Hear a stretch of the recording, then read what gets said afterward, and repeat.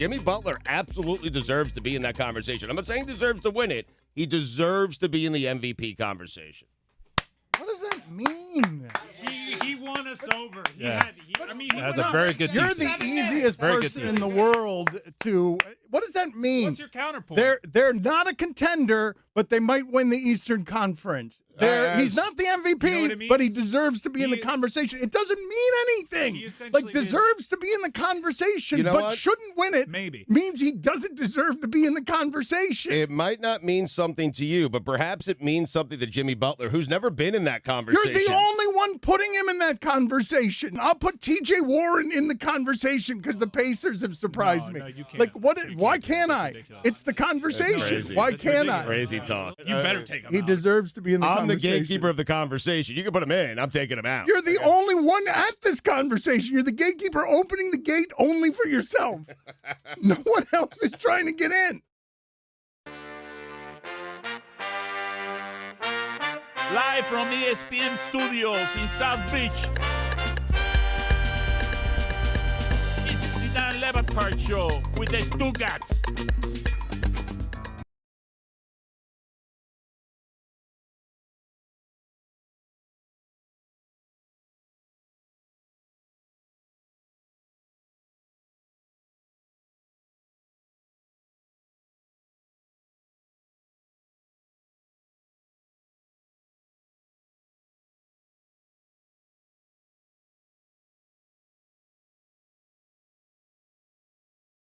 You were just whispering to me of wearing the same clothes he was wearing yesterday. It wasn't. It was pointed out to me. I didn't make the observation because there's a lot going on today, Dan, and it seems like everybody just wants to throw as many complicated things as possible right at the beginning of the show. That's right. Lots of plate spinning going on today.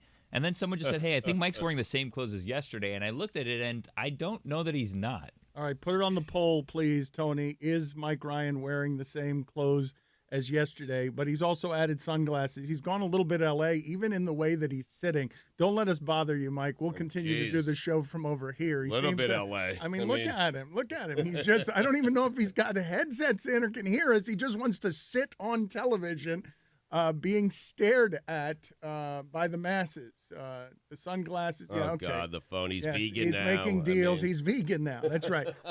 We also have the charity winners. They're around here somewhere. The people who spent a lot of money. They're late, though, and so we'll figure out.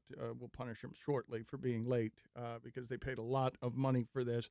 I want to get to a handful of things, Stugotz, and one of them that I want to get to, we grazed yesterday, which is Dan Wetzel of Yahoo Sports wrote a story saying that an alarming amount of people stole the pay-per-view Tyson Fury and Deontay Wilder, that the digital sales were well above expectations, but cable and satellite sales figures were well lower than anticipated because what happened was that everybody knew how to steal without paying the $79.99 that it cost to watch that fight.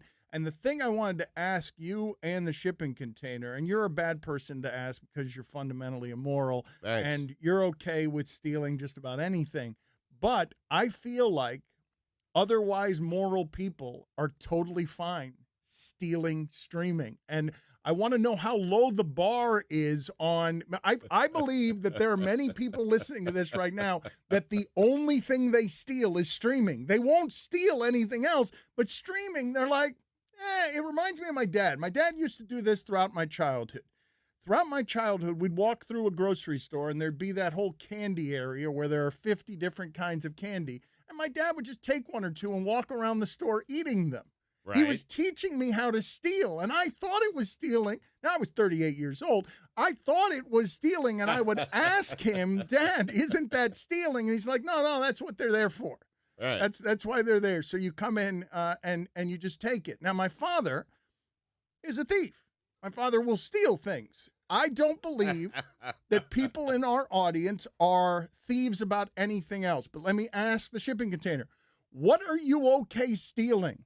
Like, what are you okay willing to put your moral judgments down on? And you're like, look, this isn't really stealing. I'm not stealing this. You basically stole $79.99 from Deontay Wilder and ESPN and Tyson Fury. Well, Dan, technically, if someone were to steal it, some of the streams were down because people got wise to the scheme. So we really only probably took about $25 because of the fact that it wasn't the entire fight that we were able to stream if one were to stream.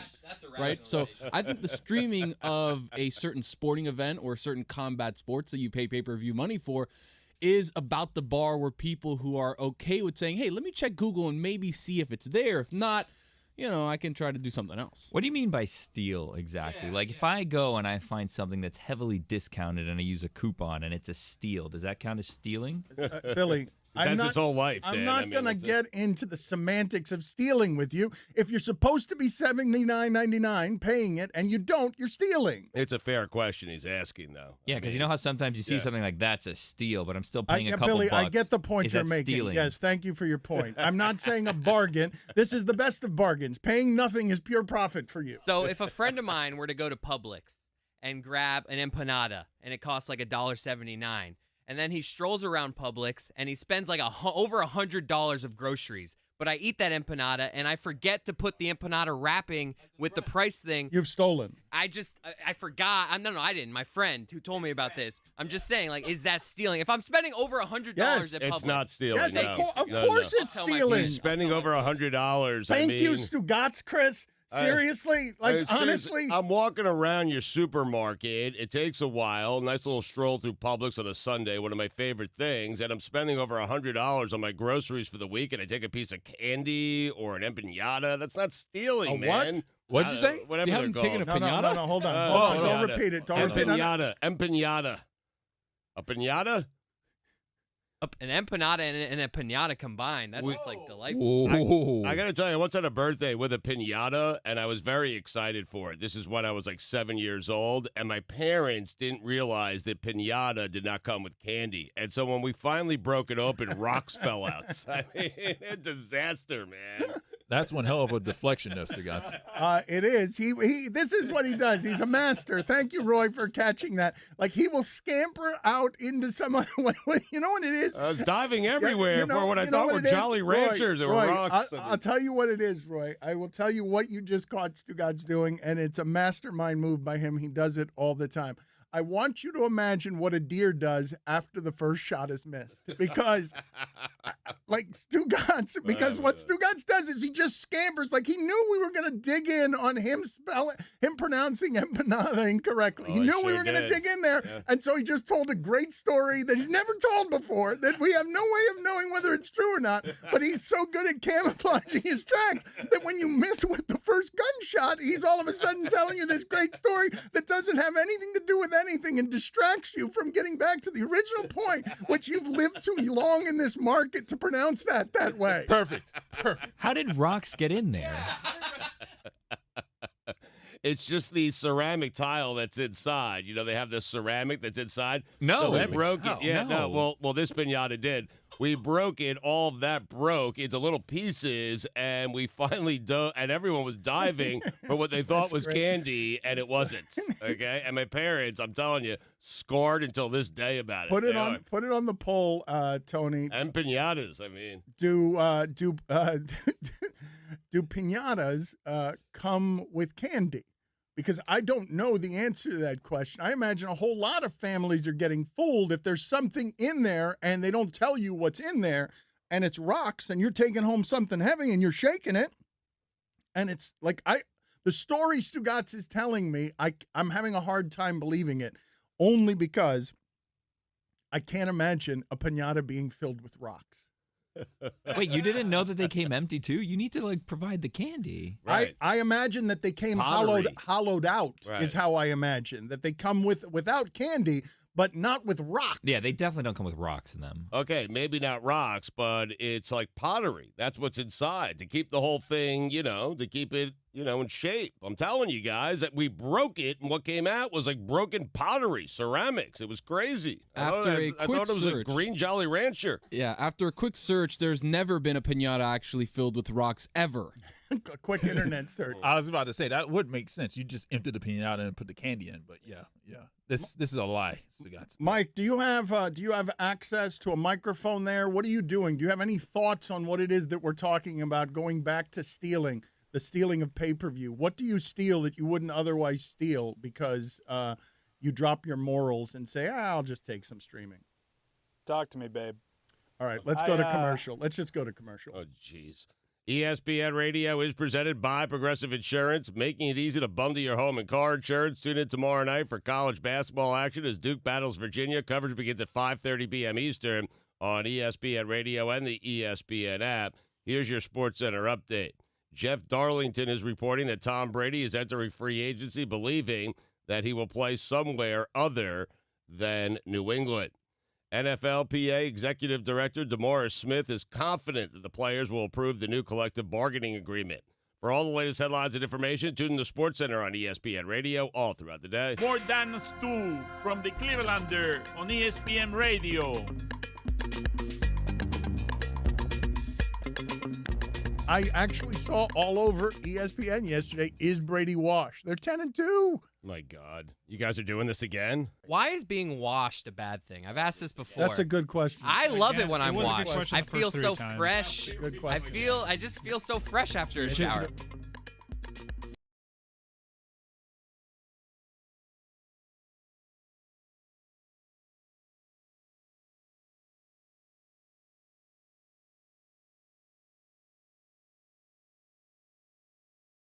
Download the Vivid Seats app, enter promo code ESPN25 at checkout to get 10% off your next order. Don't buy just any seat, get a Vivid Seat. The NBA is on ESPN Radio. Tune in tomorrow night as Harden and the Rockets visit the Celtics. Presented by Indeed. Coverage begins at 8 p.m. Eastern on most ESPN radio stations. Every year we are flabbergasted, stunned at the number of people who bid as much as they do to try and spend some time with us. And we've got a couple of people in as part of the V Foundation today, David and Salvatore. They are going to spend the day with us. They're going to hang out here in the studio, hiding in the shadows. Nice. And they are going to come to the Heat game with us tonight. I do not promise them that they will be talking to players and Pat Riley and Mickey Arison, but everyone who has done this before has gotten an audience with those kinds of people. So. You do promise them that there will be shots of tequila done at some bar because that's what this night always morphs into. I'm with me starting and at you. 5 p.m. Yeah. Like, I'm just telling you that I'm going to meet you guys at 8, but I'm starting my happy hour at 5 p.m. So I will stagger into you guys at the Heat game. Mike Ryan is in Los Angeles. He is on camera, changing as we speak. Answer the question. Are you wearing the same clothes you were wearing yesterday? Last night was a long night, babe. But it's the same jacket. It's just hobnobbing around Beverly Hills and Hollywood. Yeah. You know how it goes. Anytime that you could be a co-host of a non-linear pregame show, people start taking notice. Mm-hmm. Yep. You have to stare at that phone the entire time? Is that a West Coast LA thing? What are you doing Shouldn't there? you have a Bluetooth or something, or is that passe? I got to take this. I'll get back to you, babe. Okay, very good. We'll catch up with you a little bit later. Stugotz, did you see that a punter at the combine, threw up at the bench press? He threw up a weight of 225 pounds 25 times. Yeah, I saw it. I was glued to the combine. It was quarterback night. It was amazing. The 25 reps that punter Michael Turk put up, that's more than Jadeveon Clowney did at the combine. A punter. He did more. He benched that more times than Jadeveon Clowney did when he was at the combine. It was amazing to watch. He benched more than all of the wide receivers at the combine, and he benched more than all but one of the tight ends. Now, the single most impressive thing, you guys can YouTube this if you do not believe me, but Michael Irvin would tell some great stories about defensive players who would pretend to be injured because they didn't. What they had in their stomach was a fear of Larry Allen. Larry Allen in a gym. You can watch the YouTube videos. He is, I got to believe, and this is rare, right? Because offensive linemen get to be pretty anonymous. But if I were to ask anyone who's played football that knows anything about football, who's the strongest dude in the history of the sport, I don't know if they'd go Larry Allen or Reggie White. There is a great video out there of Reggie White rushing the passer, Chris Carter trying to block him, and Reggie White just throwing Chris Carter at Warren Moon's feet for a sack, just taking him with one arm and throwing him at Warren Moon's feet, and Warren Moon just can't stand up because Chris Carter has been thrown at his feet. But Larry Allen bench pressed 700 pounds.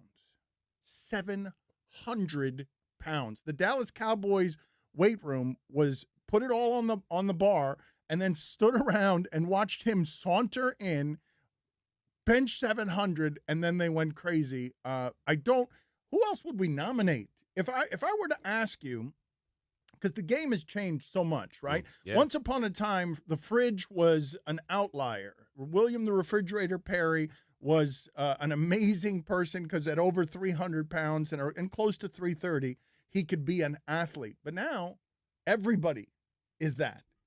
Everybody in the sport, right? The average weight of all these offensive linemen. I read somewhere that a kid at the combine gained 70 pounds this summer, just drinking these smoothies, these horrific smoothies where he'd hold his nose and they just had all sorts of weight gaining. 70 pounds in a summer. He looks like Eric Stoltz. He went from 230 pounds to 300 pounds at the combine, changing from a tight end to an offensive lineman. Just drinking shakes, huh? Just drinking enormous shakes with enormous amount of goop in it. Have you guys ever done that?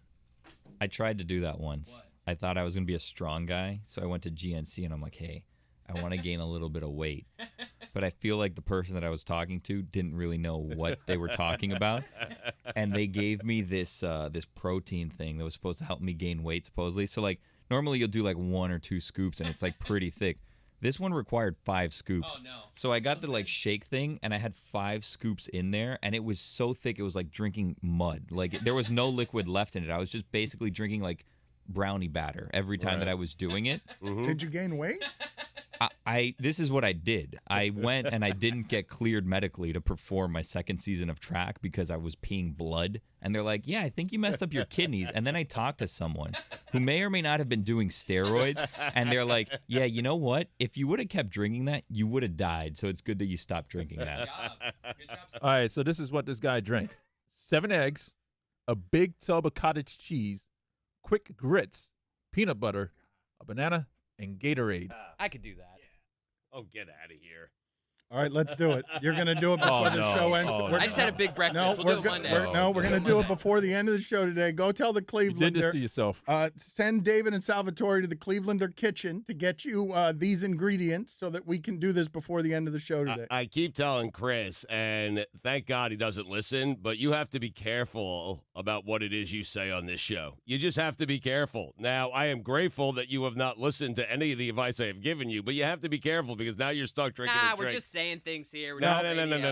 Words. No. The good thing is there's wiggle room here because it just says, quote, a big tub of cottage cheese, which isn't like a lot, and it just says peanut butter, not how much. The guy I saw interviewed about eating this said he had to hold his nose every morning in order to drink it. The Gatorade is particularly unpleasant there. That particular... That's the best part of all of this. That particular... Thank God for the Gatorade. That particular concoction does not need Gatorade. It doesn't say what flavor it is, but I would go with orange. All right, but let's recap here because we've got 2 shocking things said during the first 2 segments of the show, and I want you to put up on the poll what is more delightful to you. 1, that as a child, Stugotz's parents didn't know to put candy in a piñata, so he got rocks at a party, or that we just learned that Billy, as a sophomore pole vaulter, basically almost died trying to use legal PEDs. They resulted not in him performing better, but him being banned for a year and nearly dying. I never pole vaulted again. Look, I don't dance now. I make money moves. Your partner is telling you to fix something on the car. Go to Advanced Auto Parts. They will help you find out what's wrong. They will tell you how to fix it. Anything that's wrong with your vehicle, they are the people you want to visit. Tell them, Stugotz. Yep, spring is your chance to make your lawn look like the perfectly trimmed work of art you watch your favorite team run across on TV. But before you get to work, make sure you can get to work. Advanced Auto Parts will test your lawn and garden battery for free. If it needs to be replaced, grab an Autocraft lawn and garden battery starting at just $22.99. How about that? $22.99 is a steal. One of the places, musically, is one of the places where Jimmy Fallon exhibits talent that's interesting. Enough with singing in cars with celebrities. It's enough. I mean, Okay, that's different person though. That is all fluff. I mean, that's James Corden is saying. yeah, but the same person, really. I mean, That's not the same person, really. They're the totally same different act. You know what I people. mean? Is it the same act? You're I don't gonna feel lose. like it You're is gonna the lose. same You're act. gonna lose.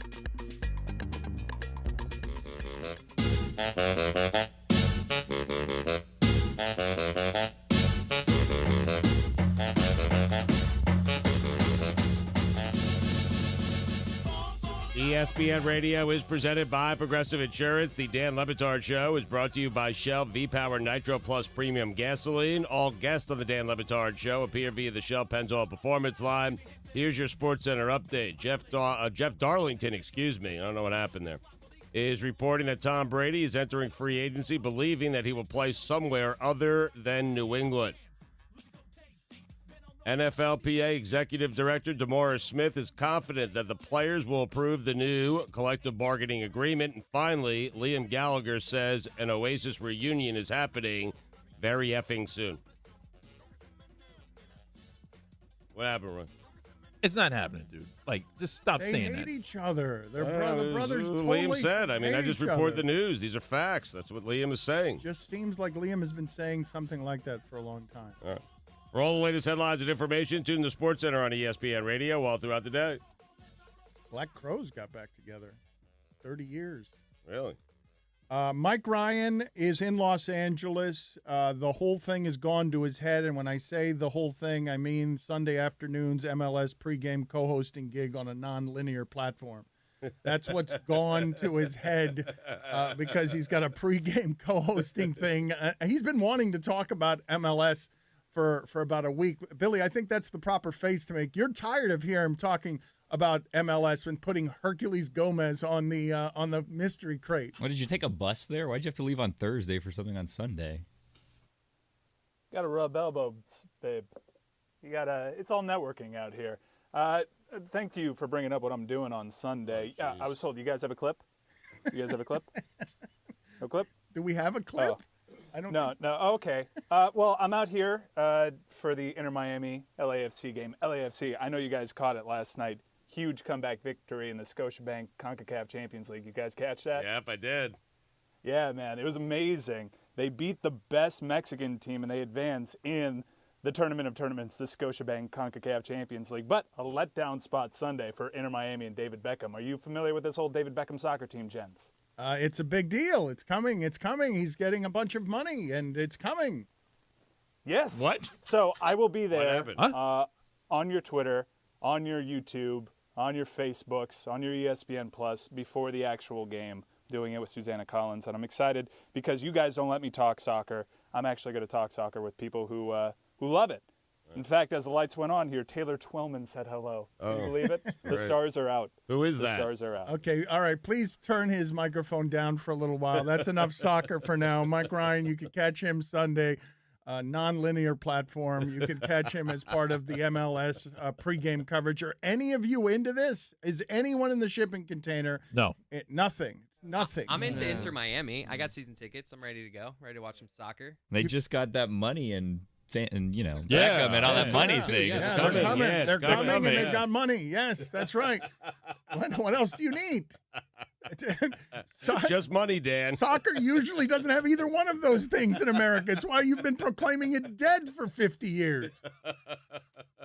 So nobody is enthused about this. We are incapable, fundamentally incapable around here about talking soccer. So I will veer into an area that I'm sure Stugotz doesn't want any part of. which is Travis Kelce saying he is really excited to go to the White House. Oh, boy. Super excited. He is saying that he wants to go, and you have seen more and more. Wow. What are you doing? Timing on this. What? No, come on. Ba-da-da-da-da-da-da. It's Travis Kelce. He's a sports figure. Right. Like, what are you scared of? Magic Crate. Just Ba-da-da-da-da-da-da. Magic Crate doesn't play favorites, The man. Magic Crate plays for some reason, especially afraid under certain circumstances. The way you view it, I mean, random to us. Here's a question for you, Dan. Only 3 left, just so we know. Here is the question from the Magic Crate of content. What would be your strategy for a zombie apocalypse? What would be your strategy for a zombie apocalypse? We have had to think about this. Mike, weren't you hobnobbing with like Daryl from The Walking Dead? Is he not going to be on the show at some point soon? The guy, the remaining surviving character from The Walking Dead? Because I'm thinking many people have considered this as a question before simply from watching The Walking Dead. Well, I was doing research because earlier this week we were talking about how The Walking Dead is a shell of itself, and everybody that was a fan that we know sort of checked out on the show. But when I was looking up XFL ratings, believe it or not, I still saw the #1 show on cable television is The Walking Dead. And Norman Reedus is still the big star that survived. And his character wasn't actually in the comics. It was just straight up created for the TV show, as I understand it. He's beloved. So if they kill him off, then the show's like officially dead. But it's still a massive show despite being a fifth of what it was. How close are we to getting that dude on our show? We were in talks to get him today, so if it doesn't happen today, hopefully next week. You know how these things go in Hollywood, babe. Okay, so yes, I want to punch him in the face. Yes, I understand. Him and your dentist. I think I just let the zombies attack me, right? Because eventually, if I'm then part of like the zombie gang, I'm good, right? Because if I'm just gonna be fighting the zombie, how long can I possibly keep that up for? Look at me. You think I can fight off zombies forever? I may as well just accept my fate and get attacked by zombies, right? Well, I can imagine. The thing with you that makes it difficult is I can see how it is that you would choose that option because you don't want to live a life in fear of zombies. But how is that any different than the life you presently live, which isn't fear of zombies? It's just wandering around afraid.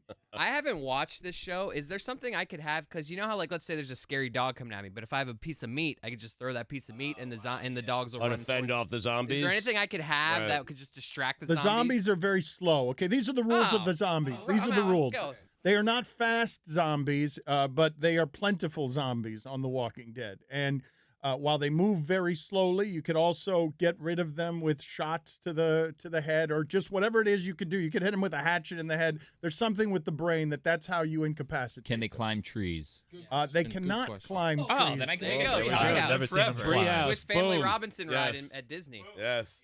Well, Dan, obviously you living up high in some penthouse somewhere, you're free of zombies. So I think my plan would be to get somewhere high in a high building and live there. I think they have a problem with climbing stairs. Well, can they ride elevators? Well, no, here's the thing. You guys are wrong about this because they've tried that and roofs and stuff don't protect people. Somehow there's so many zombies that they could climb up and they can climb stairs. But not trees. I haven't seen them climb trees on The Walking Dead, but when you say that I am free of zombies where I live, clearly you've not seen Ocean Drive at 3 o'clock in the morning. Like, clearly you have no idea what you're talking about because it's an apocalypse every night. In terms of the entire world, and I've walked scared through a dark Africa, like in the middle of a place, like just the jungle. I have walked scared through Africa. I've never been as scared as what it is that happens beneath me on Ocean Drive at 3 a.m. Do zombies take naps or like it's not like vampires, right? That they're like gone during the daytime. Like, is there an off time for zombies so I can just kind of live on a different schedule? I mean, because like, when do I go get supplies? When do I go to Publix to like replenish my nutrients? The theme of Walking Dead is always we got to go get supplies. Oh no, they're out there beyond our walls because they're always building some incredible fortress, and then they always have to go get supplies. Dan, I've got it. Live on a houseboat. They can't swim. Zombies can't swim, Dan. Oh no, they can walk underwater. Mike, what do you have here? You have some information here that refutes the idea of being able to live on a houseboat. There's always zombies. They tried that in one of the Walking Dead spin-offs. Like, hey, let's go to the ocean. Let's go on an island. And guess what? Zombies on the island. There's zombies everywhere in The Walking Dead. But it turns out in The Walking Dead, Dan, often the biggest villains aren't the zombies, but humans themselves. That's right. Remember, I haven't seen the show, so this might have been tried before. Do people ever dress up as zombies to try to trick the zombies into thinking I'm one Try of to you? blend in as a zombie. There is That's some what of I was that. The thinking. smell, Yeah, the smell of yeah, death. They put the yeah, smell of death Yes. on them. That's one They of the take movies. intestines and they start walking around slowly and they start going, Zombie and blood. they cover themselves in that zombie blood smelling like death. What if we put a tree on a houseboat? Might be effective. Why not just a tree house, like a really nice tree house, right? When Like I'm they, at- if when they I'm at can't climb space- trees. When I'm at space at like 7 a.m., usually a bottle of water keeps them, pretty satiated. You do know, by the way, that you guys are living now in this treehouse because it's not quite the compound. You guys have basically chosen an existence of solitary confinement for life, like in a very, very small. You're I'm forgetting alive, about Dana. vines. We Yes. swing from vine to vine to visit each other's tree houses. Do we get TV up there? I mean, Of course. Sunday ticket. Who's doing the broadcasting? There's no television. A zombie Scott Hansen. Dame más gasolina. You guys don't know that Siciliano's not a zombie. You don't know that. Put that on the poll, Tone. Do you know that Andrew Siciliano isn't a zombie? ZipRecruiter, if you own a company, you know that having the right employees can make or break your business. It's why you should let ZipRecruiter do the work for you. Tell them, God. Yep, hiring is challenging, but there's one place you can go where hiring is simple, fast, and smart. A place where growing businesses connect to qualified candidates. That place is ZipRecruiter.com/Dan. ZipRecruiter sends your job to over 100 of the web's leading job sites, but they don't stop there. With their powerful matching technology, ZipRecruiter scans thousands of resumes to find people with the right experience and invites them to apply to your job.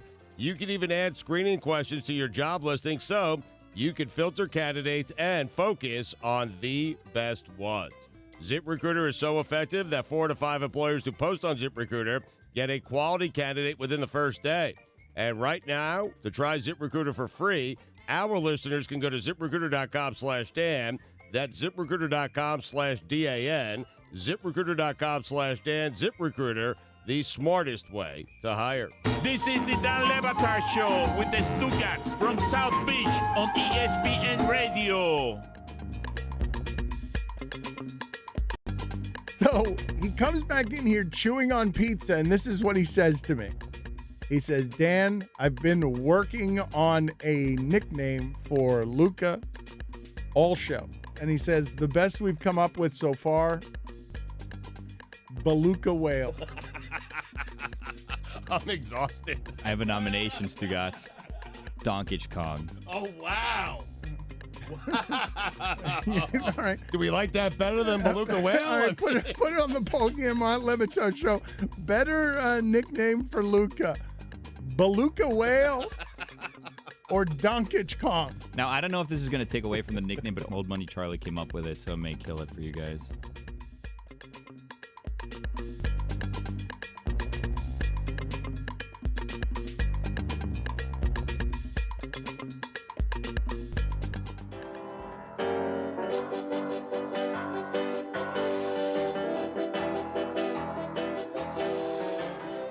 If you missed any of our interviews, check them out on demand in the Dan Le Batard Show podcast, brought to you by Capital One. Why settle for average? With Capital One, you can open a savings account with a rate 5 times the national average. Welcome to Banking Reimagined. Capital One.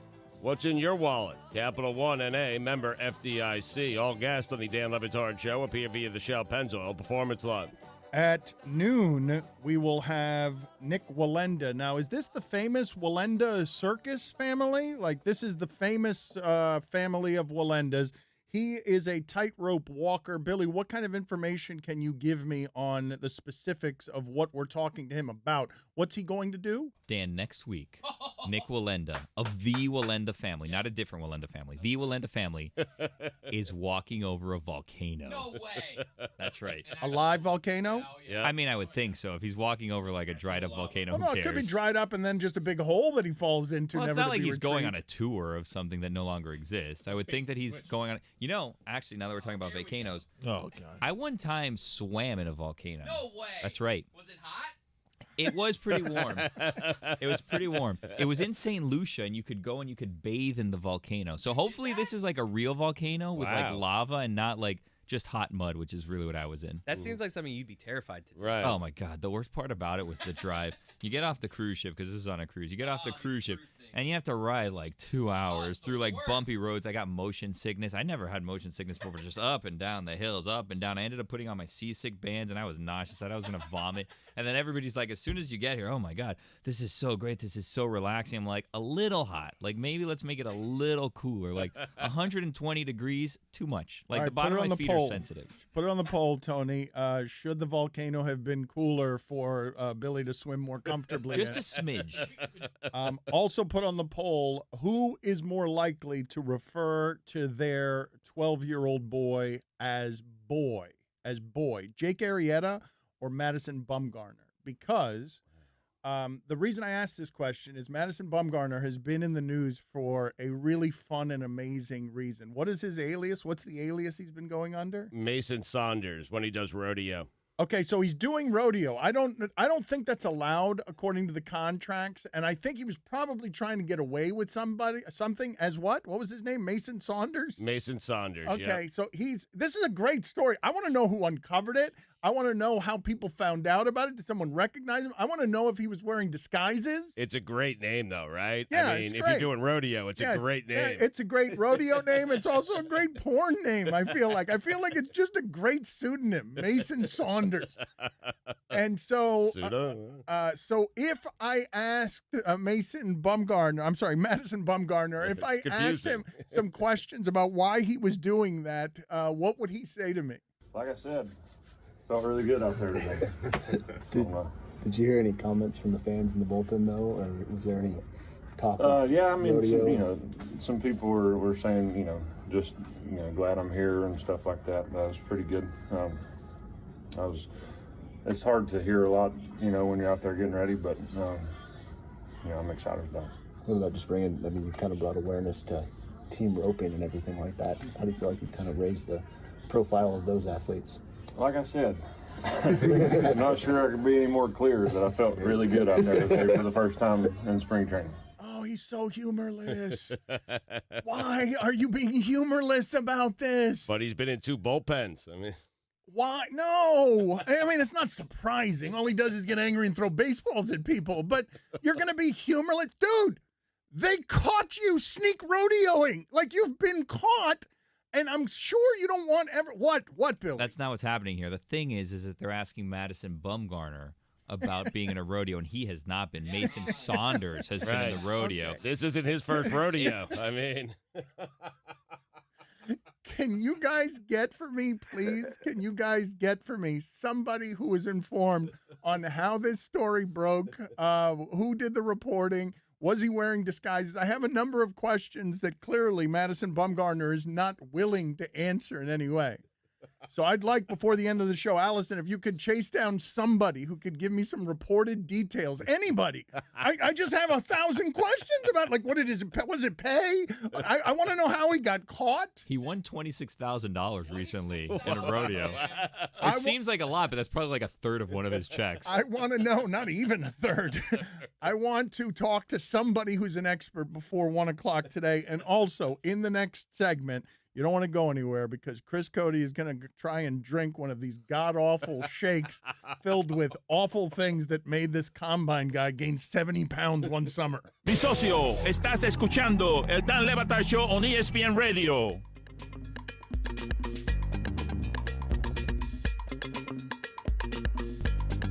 He picked me up in a Corvette the other day. It was so hard to get into that car. He's not going to be able to get into it in a year. I have a Toyota Corolla. Uh-oh. ESPN Radio is presented by Progressive Look out, Insurance. Jesus. Lordy. Corolla. No, that was great. An upset. So much tension. I mean, that silence was great. Royota. Come on! These are fantastic. Royota Corolla. That's good.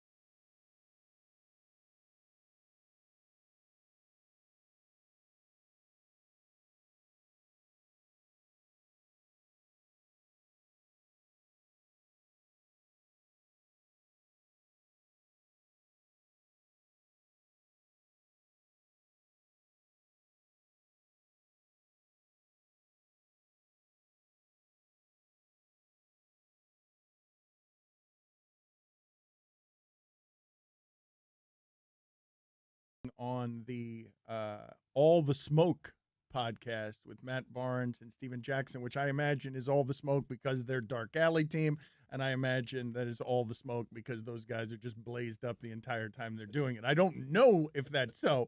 I'm just assuming that it's so. It's so, Dan. I don't know if that's the reason the name of the podcast is All the Smoke.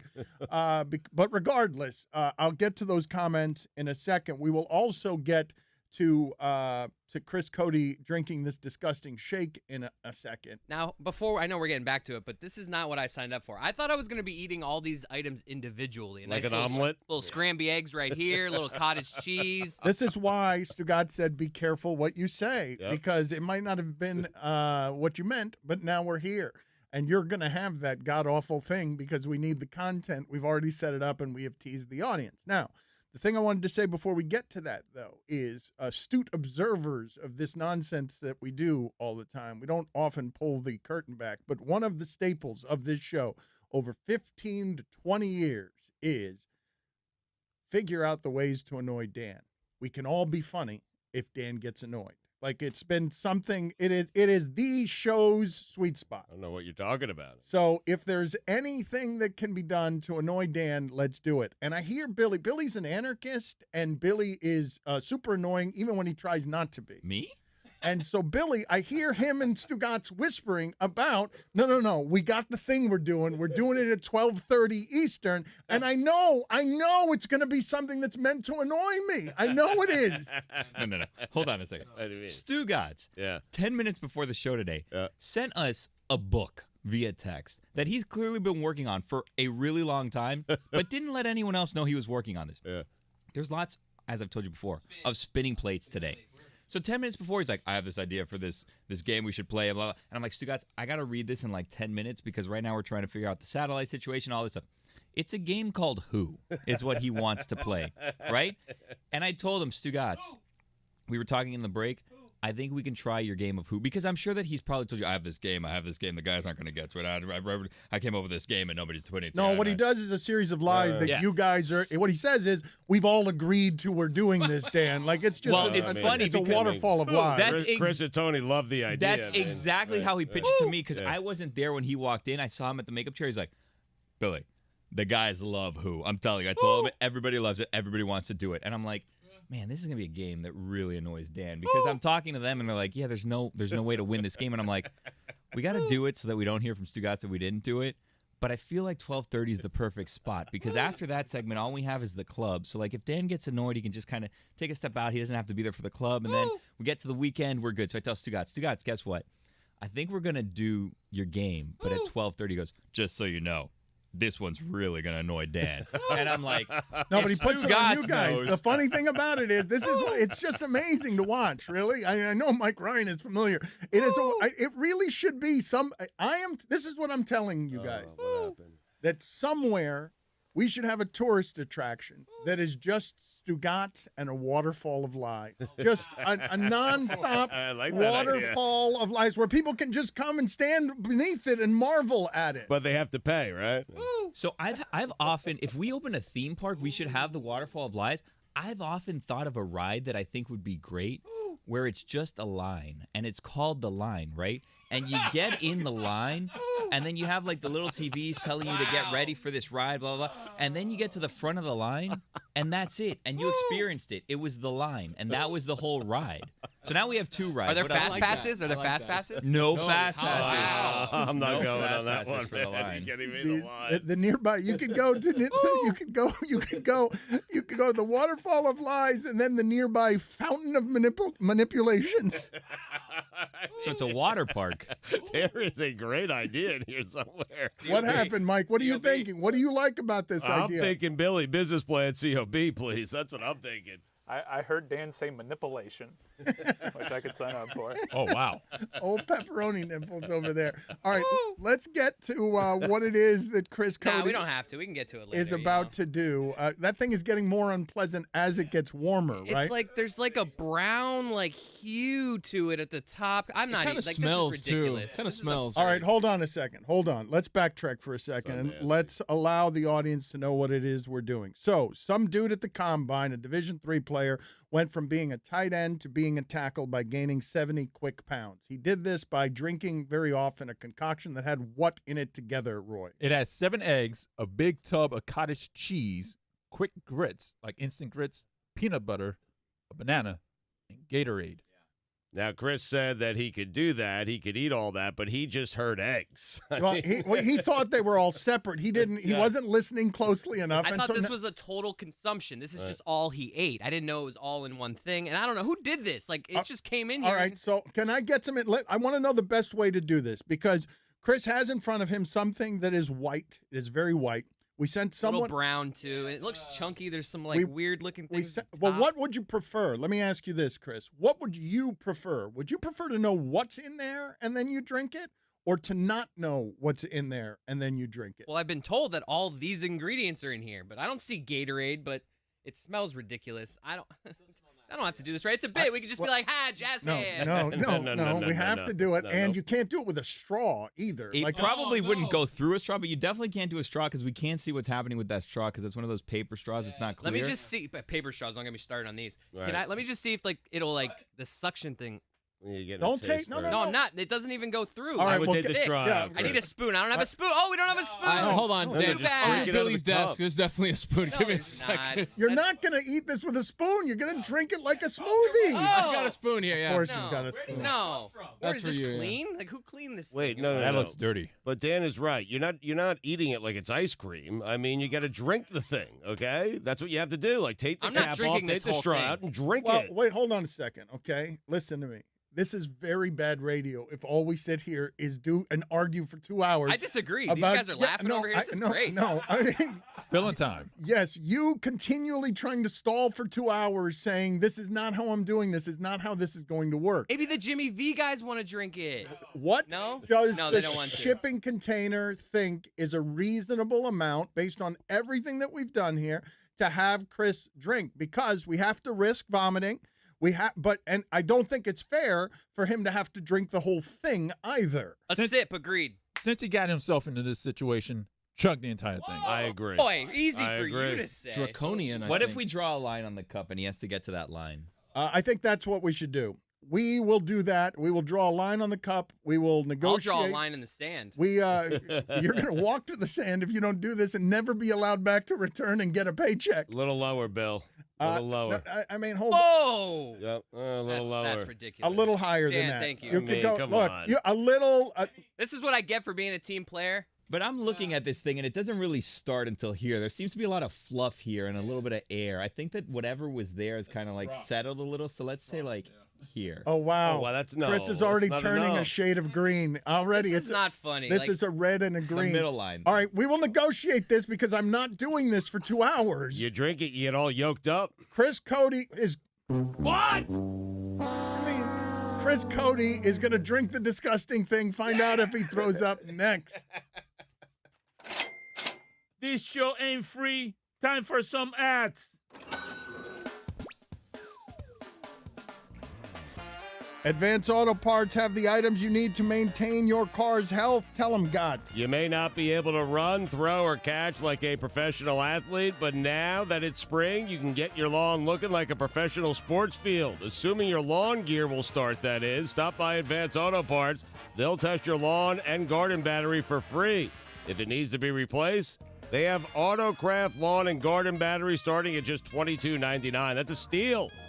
Plus, enter the code DAN20 when you buy online to save 20%. Think ahead. Again, that's DAN20. That's what I was trying to say. DAN20 when you buy online. You'll save 20%. DAN20. Think ahead. Think advance. Only at Advance Auto Parts. You are listening to the Magic City's Dan Le Batard Show with the Stugotz on ESPN Radio.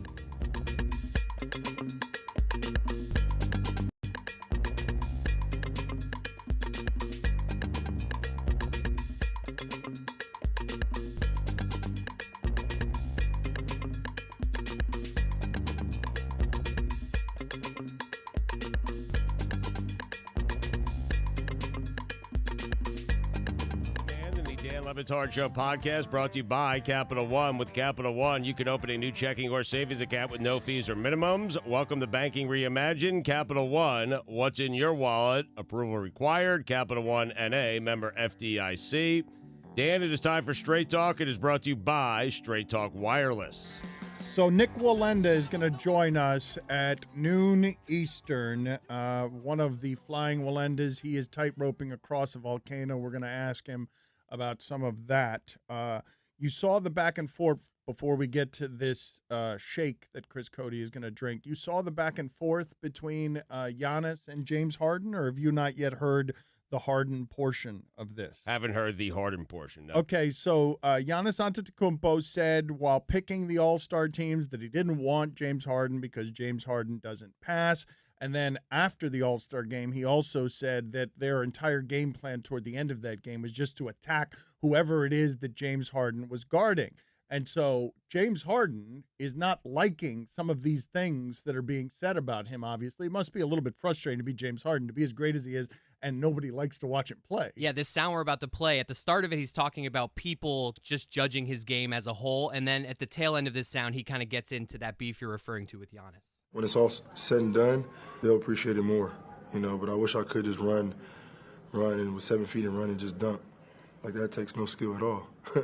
I got to actually learn how to play basketball and how to have skill, He also said that he averages more assists than Giannis, he thinks, and I don't think that I could disagree with that.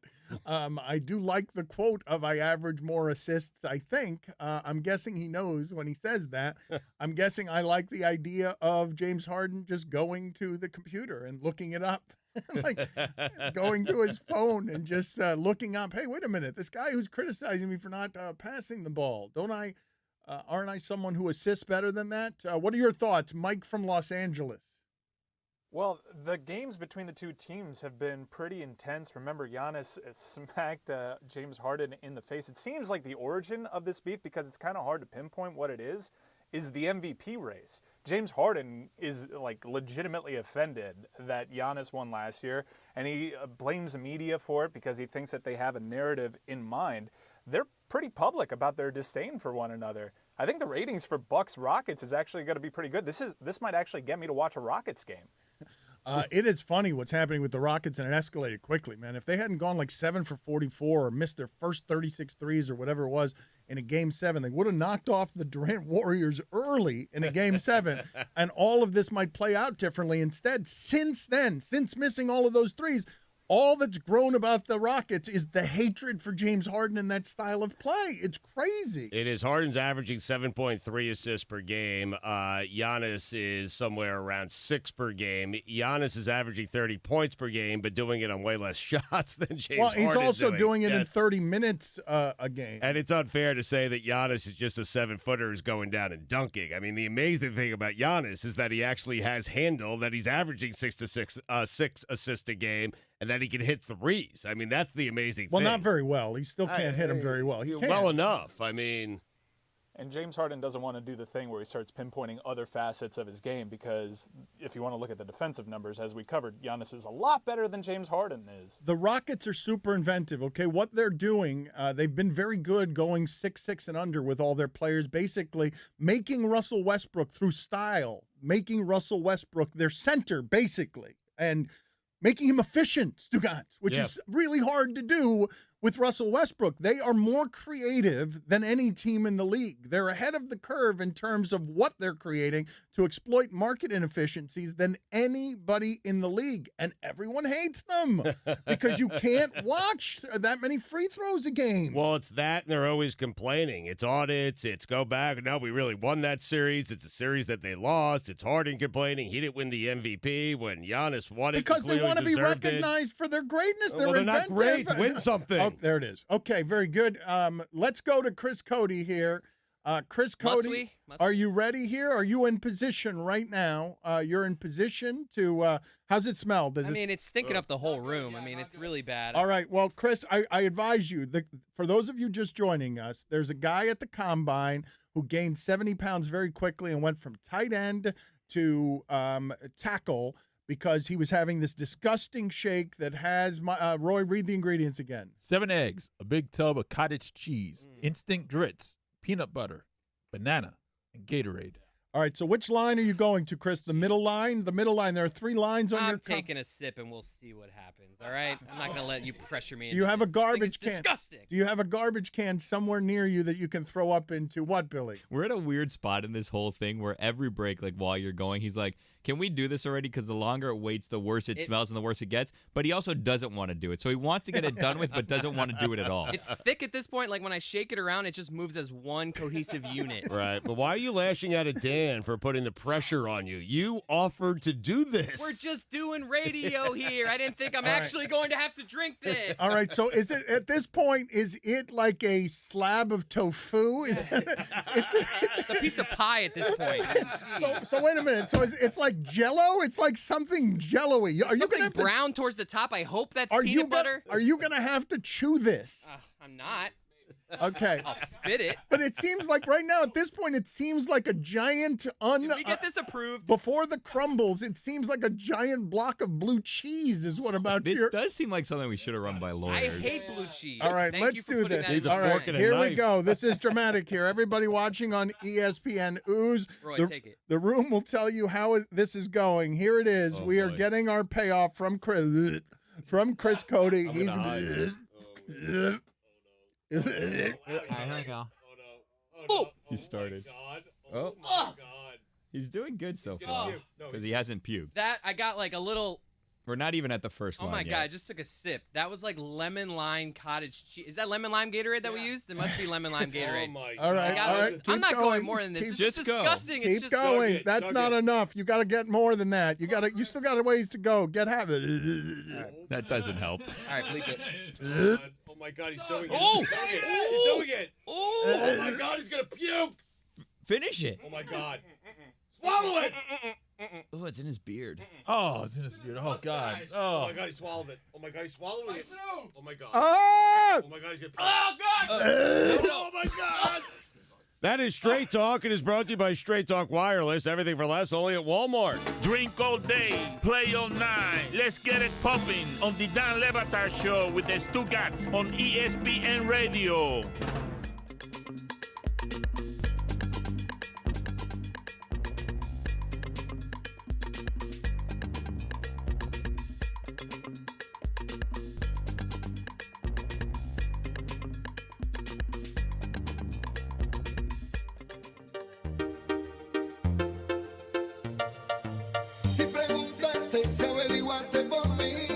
Allyson has tracked down the reporter who initially reported and can answer some questions about how Madison Bumgarner ended up becoming Mason Saunders.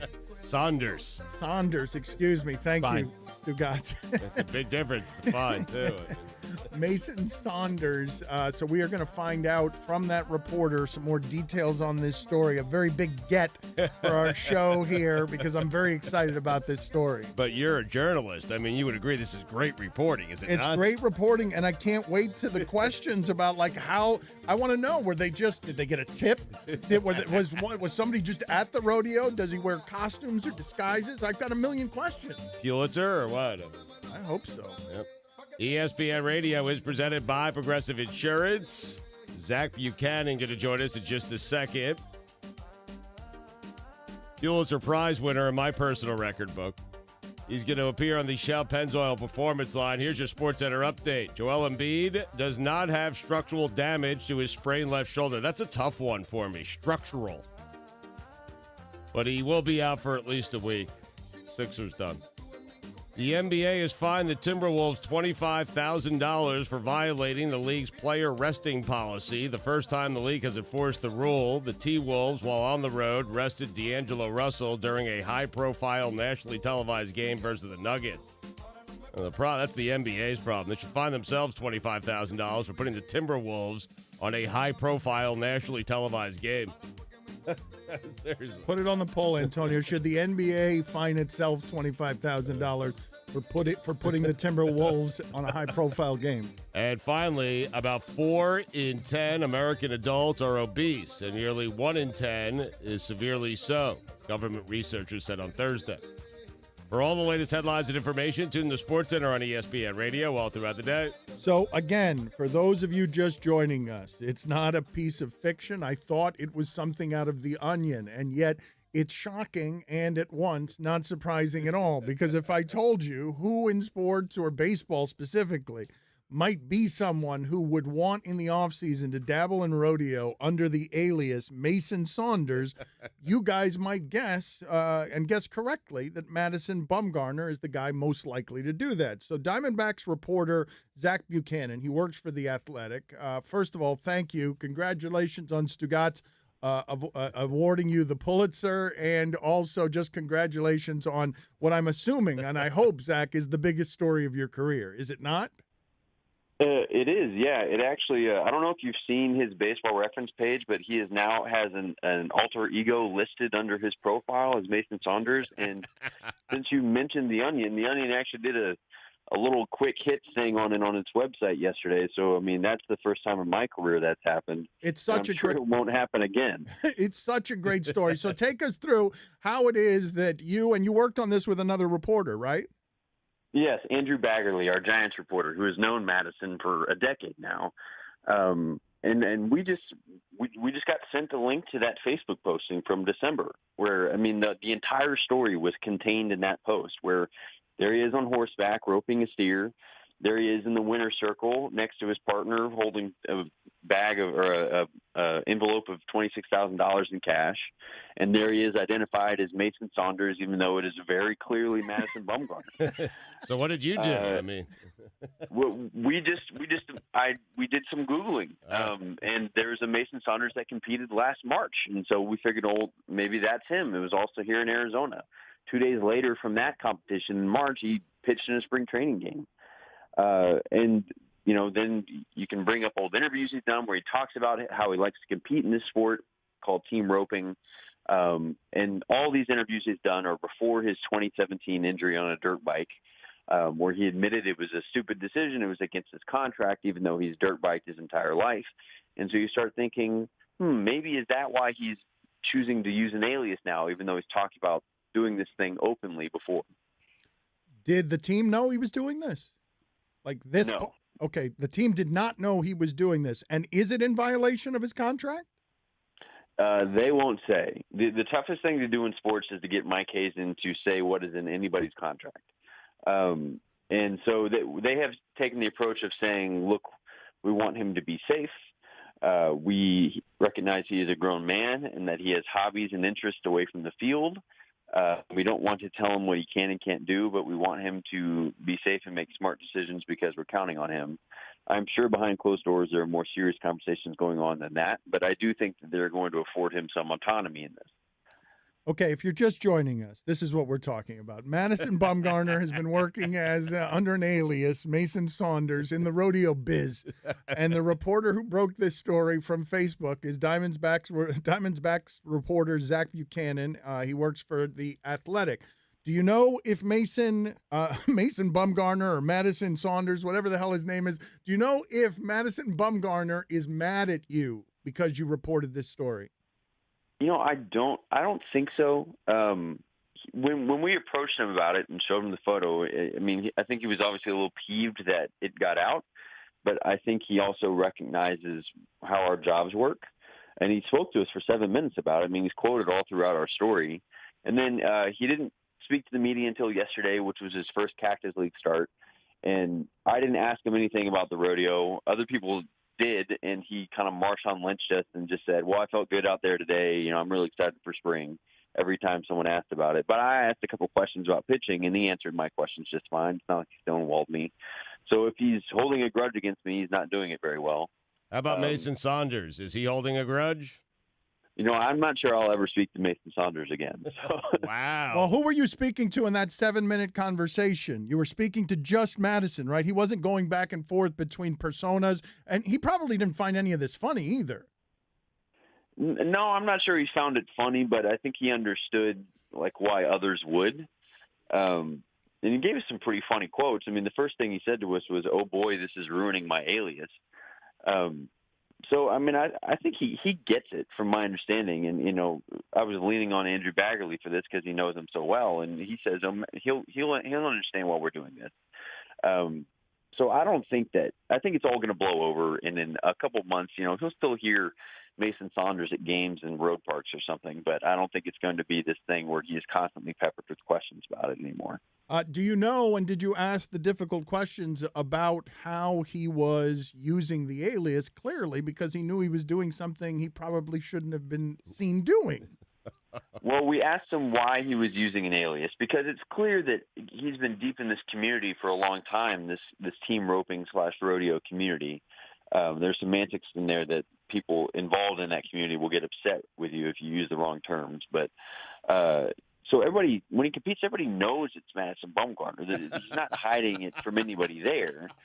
But what he said he wanted to avoid was it is. It's an unbelievably funny thing for you just to say casually. You're too close to the story, Zach. Like it's the dumbest thing in the world that everyone there knows that it's Madison Bumgarner, but they keep referring to him on the speakers as Mason Saunders.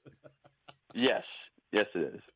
He said he didn't want everybody getting their phones out and filming him, and it becoming something that kind of reverberates beyond the small community of cattle roping, which I get. I would suspect that he also didn't want teams to know he was doing it, although it apparently has been quite an open secret among players. All the players know that he does this. It's not like he kept it a huge secret from them. So, I mean, I don't think you can discount that he just wanted his bosses, and at the time he did in December, he was a free agent, but he just wanted teams to not be in his personal life. How did he come up with the name Mason Saunders? Because it's perfect. Well, Saunders is the name, is his wife's maiden name.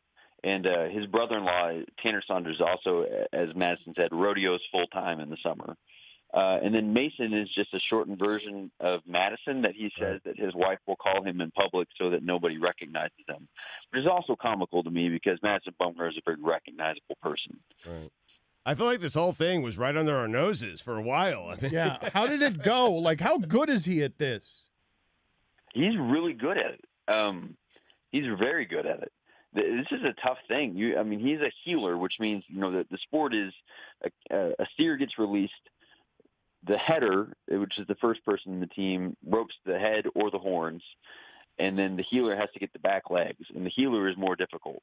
And he was 200 teams enter each of these roping jackpots, and only the 6 teams show up among the ones that win money. And he's won money at least twice doing this.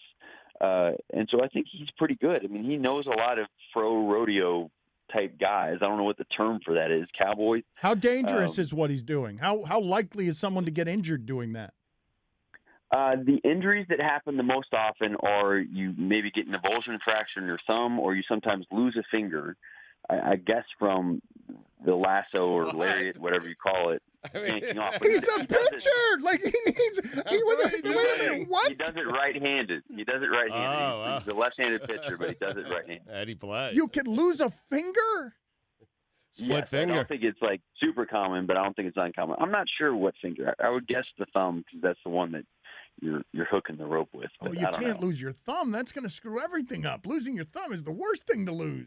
Yeah, it's not playing video games. It's not playing golf. It's more dangerous than that. But he has been doing it his entire life, and we've never heard of him getting injured doing it before now. So I don't know how to weigh that. Because, I think it's safe to say he is an expert at this, and we are not. But he has to use his left hand. He has to use it at some point, no? For nothing?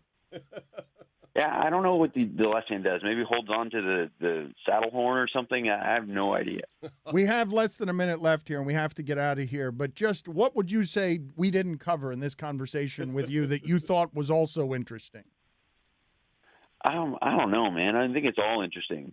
What I've been doing recently is just anytime the Diamondbacks tweet or post something on Instagram with Madison Bumgarner, I just look through the comments, and it's all Mason Saunders stuff. It's incredible to me about how this is like a thing now. Yeah, it's And not that I since was somehow Ron involved Mexico. in it. Not since Michael Vick's Ron Mexico have we had a better alias story in sports. Zach, thank you for being on with us. We appreciate And it. congratulations.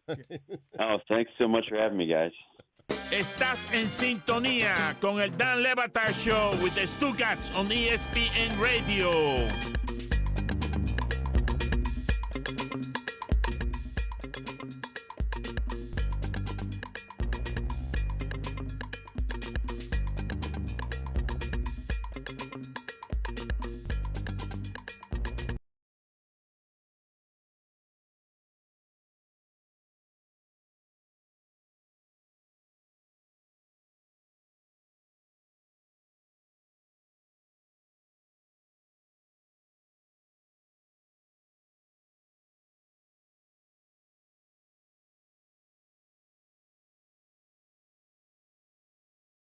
p.m. Eastern, Nik Wallenda is going to walk on a tightrope. This harkens back to like a different time in television.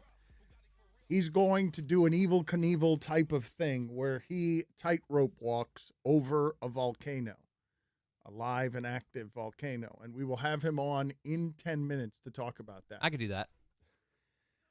So we will get to him in about 10 minutes. We will also get to this bet that Todd McShay and Mel Kiper Jr. have. But many of you are complaining. I don't know how disgusting it sounds on the radio to hear gagging sounds, but earlier Chris Cote drank a concoction of garbage. I still haven't asked him what that tasted like and what he can tell us about what he just consumed. What was the texture of it? See, honestly, the taste of it, I got a lot of lime, which I think is the Gatorade, and I got a lot of just like weird, and I got a hint of peanut butter. So the taste, honestly, but then I got the consistency of the cottage cheese, and it was like that's when I was like done.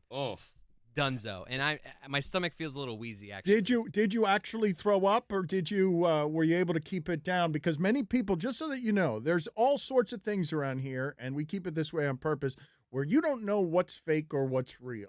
None of it is you being 100% right on what's fake or what's real, including me. So what happens here, including all of us, Stugotz, like that's the joke. The joke is that all of us, you don't know whether we're being legitimate or not. What I am telling you is my stomach does not handle those things well. And when I start gagging like that, it is because I am extraordinarily close to actually throwing up. And I had tears in my eyes because it was hard to throw that down. And then it can become contagious. It's what I'm rooting for one day.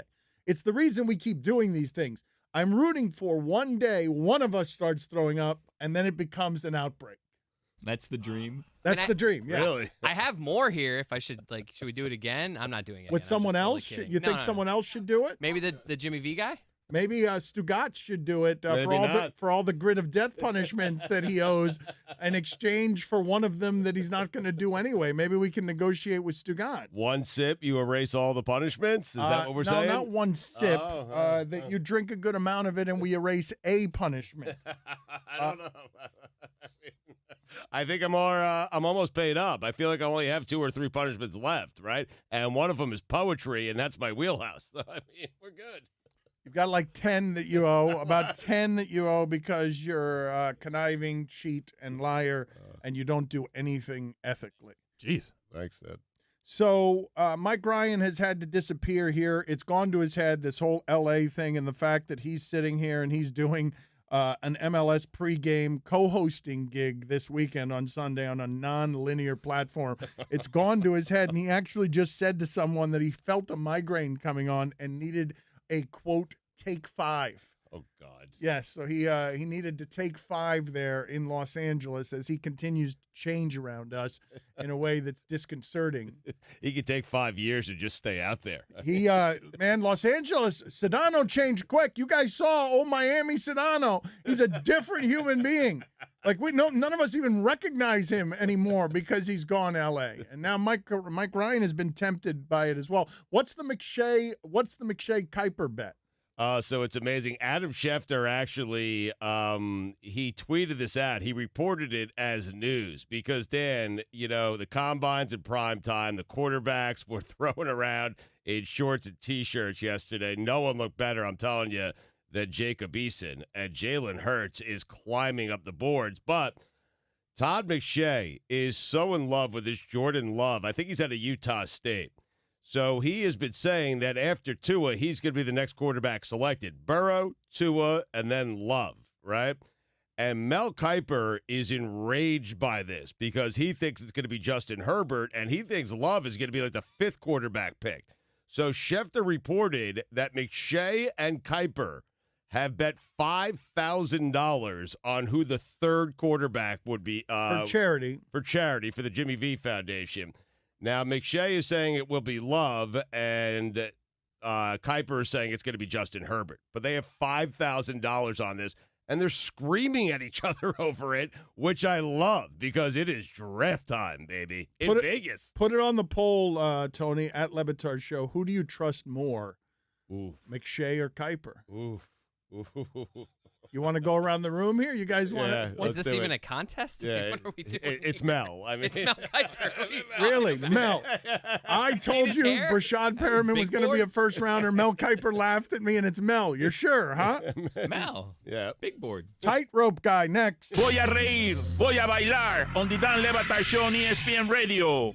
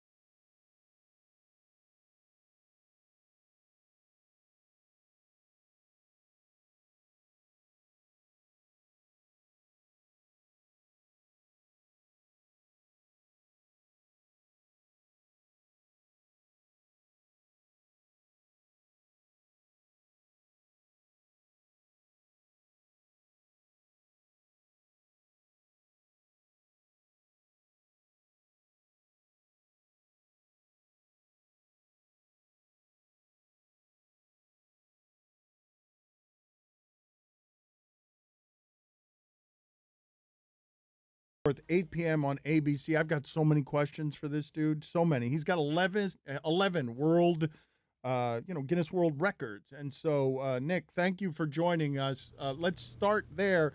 Which one would you say you're proudest of / was the most impressive? You know, it's hard to answer that question. They are all sort of special to me in one way or another. I would say the one that was probably the scariest for me was when I was riding a bike about 135 feet above the ground in Newark, New Jersey, and the back pedal, the back wheel started to slip and I lost traction. But again, they're all special to me one way or another. And what was beneath you? What were you? You're right there. That was a life-risking situation, right? As everything you do seems to be. Absolutely. There was. Yeah, that's right. So there was nothing between me and the ground other than air, thin air. So not much would have been nothing would have happened other than to save me, other than I would have probably went splat on the ground below. Okay, and you've lost family members to this, so I want to talk to you about that. But I want to talk to you first about the idea of, are you as confident in anything as you are about the mastery of this particular skill? Is there anything else in your life? Because you have to be unbelievably confident to be this flippant about life. Yeah, that's right. I am very confident. The fact that I've walked a wire thousands of miles, and actually the fact that I've walked wire since I was about 18 months old. Family history dates back to the 1780s, so well over 200 years. But really my confidence comes from my training. So people say, how do you prepare mentally? Well, I prepare physically, and as long as I'm prepared physically, then I'm prepared mentally. And part of that for this active volcano is just preparing for the environment. So preparing for wearing a gas mask that will actually thin out those gases that are deadly that are in the air, wearing goggles that will protect my eyes because the gases will actually burn your eyes, and training in heavy winds. I've actually trained in 90-mile-an-hour winds, knowing that I won't get on the wire if they're going to exceed 45 miles per hour. So again, it's about training properly, and that's how I'm prepared mentally, is by training and preparing physically. How are your feet different from ours? My feet are very similar to everyone else's. In fact, there's not even really calluses on them. The shoes that I wear are actually made by my mother, and they have a basically an elk skin bottom, and I can actually feel the wire through them. But to be honest with you, as I've gotten older, I've started to wear more socks, and I wear 2 pairs of socks now and the leather because it doesn't hurt as bad on my feet. When I was younger, I used to walk barefoot all the time, but the reality is my feet are very normal, other than I probably have more unique pains in my feet than most people do. So how does this work with your family? Because you're a famous family of circus performers, acrobats. Is there a Wallenda who's just like an accountant in Des Moines? Yeah, there are. Actually, there's many family members that don't perform, that have moved on to different careers. In fact, my children, 2 of my children who are now adults, I've got a 22-year-old that's proudly serving our country as a Marine, and I've got a 19-year-old that is serving our country as a soldier in the Army. So they have decided to go a different direction, although raised on the wire, walked the wire since they were about 1.5 years, 2 years old, and they're amazing on the wire, but have decided to go a different direction. And clearly takes a lot of guts to do what they do, and they are the real heroes, defending our nation and being bold enough to do so. What can you tell us about how you grew up within this family? What are the details that the audience would cling to because they're like, how does this happen? How does a family over centuries get good at this ridiculous thing? So I will tell you that in my backyard, currently, there are 3 different levels of high wires. And growing up as a kid, this is our passion as a family. It's what we love doing. It's what we enjoy. It's just like Michael Jordan plays basketball and like Tiger Woods plays golf. That's what they love doing, and this is what we love doing. So I saw my parents practicing at 2 feet off the ground when I was 1.5 years old and having fun at it, and I wanted to be a part of it. So a wire was our playground. It is what we did, again, for family activity. At our family reunions, we got a wire up and we chicken fight on the wire. That's enjoyable to us. So because of that, it's become life to us. My great-grandfather said life is on the wire and everything else is just waiting. And I think that's applicable to everybody that's listening and watching because we're all on a wire and we're all trying to get to the other side. But for our family, it was really meant in a literal sense. Nik Wallenda with us, Volcano Live with Nik Wallenda, Wednesday, March 4th, 8 p.m. on ABC. So all the people who love you, all the people who care about you the most, they understand why it is you do this? They do. In fact, we just announced that my wife is going to break a world record that evening as well. We're encouraging viewers to tune in from the very top of the show to learn what that is. But she's actually going to break her own world record above that volcano. So again, I'll be breaking a world record by walking. She's going to break one as well. So the reality is she has the same passions that I do. As you mentioned earlier, 7 generations of circus blood on one side of my family. Well, it's 7 generations on both sides of her family. So this is truly in our blood. So she understands it. I would say if I married someone from not within the industry and I went to him and said, hey, I want to walk over an active volcano on a wire smaller than a golf ball, they would say you're nuts and it's not going to happen. My wife says, awesome, I can't wait to be there to cheer you on. How does this work in terms of, do you know any of the details on how you insure this kind of stuff? Like how much it costs, what kind of liability you are with the idea that at 8 you spend p.m. a lot of money. I hope he knows. Yeah, it is very, very expensive. Just like anything. I do have life insurance. It's just very expensive. You get insurance for anything.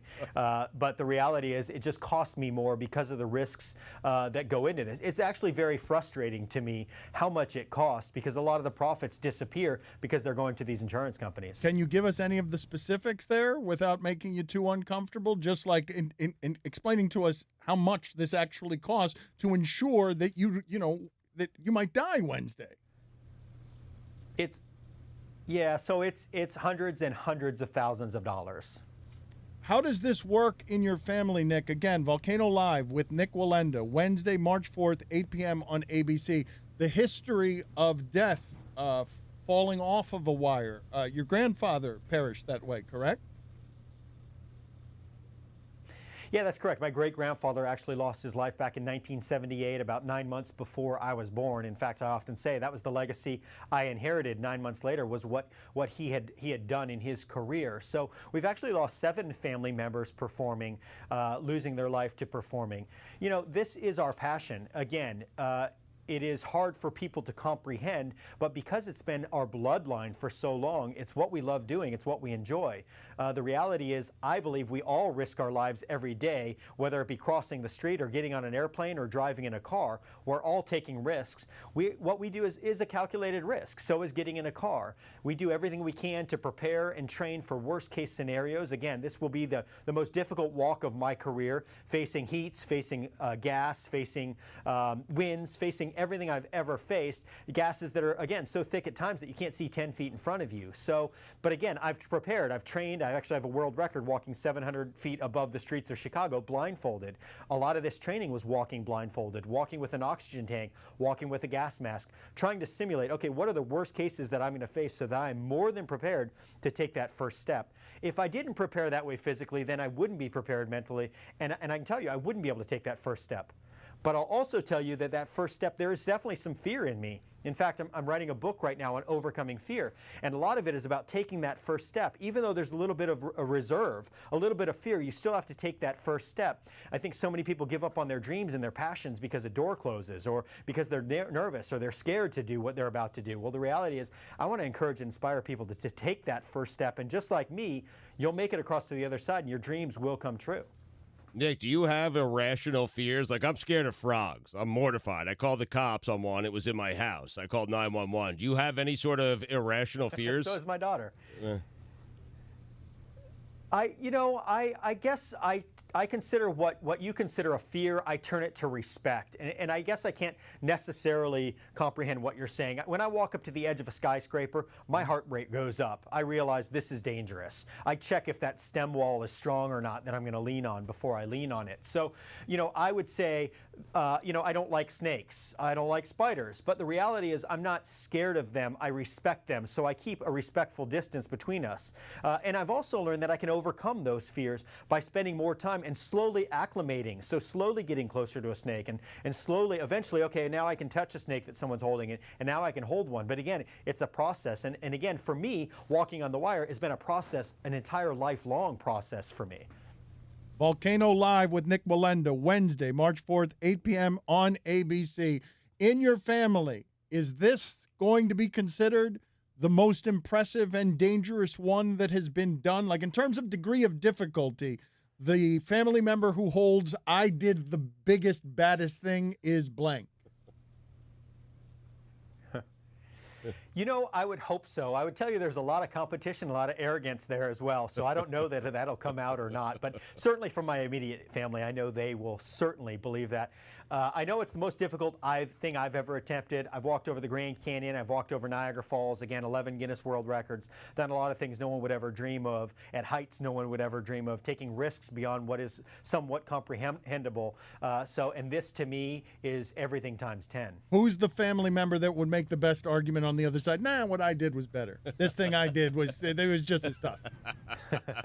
I don't know that they'll have a good argument, but they'll definitely argue. I guarantee you that. All right, it's Nik Wallenda, Volcano Live with Nik Wallenda, Wednesday, March 4th at 8 p.m. on ABC. Look at Stugotz. I'm nervous for you, Nick. Holding his stomach. Stugotz is holding his stomach because you're making us all a little sick, a little afraid as you pursue life a little differently than the rest of us. So good luck on Wednesday. Well, thank you so much. I'm a little nervous and a little afraid too, and I appreciate your guys' concerns. Look forward to you guys tuning in live on ABC. Don't do it. Yes, thank you, sir. We appreciate it. Cha-ching! Time for some ads. Advance Auto Parts has the parts you need so you could properly maintain your car. That means if any problem arises, Advance Auto Parts should be the first place you go. Tell them why, Stugotz. Yep, spring is your chance to make your lawn look like the perfectly trimmed work of art you watch your favorite team run across on TV. But before you get to work, make sure you can get to work. Advance Auto Parts will test your lawn and garden battery for free. If it needs to be replaced, grab an Autocraft lawn and garden battery starting at just $22.99. It's a steal. Plus, enter the code DAN20 when you buy online to save 20%. Think ahead, think advance, only at Advance Auto Parts. Party in the city where the heat is on with the Dan Le Batard Show with the Stugotz on ESPN Radio. And finally, Fruit Loops are all the same flavor, just different colors. I refuse to believe that. Is that right? I refuse to believe it. I mean, try the grapefruit Loop and tell me that doesn't taste different than the cherry one, because it does. I love Fruit Loops. Put it on the poll, Guillermo, at Le Batard Show. Did you know that all of Fruit Loops were the same flavor, just different colors? Refuse to believe it.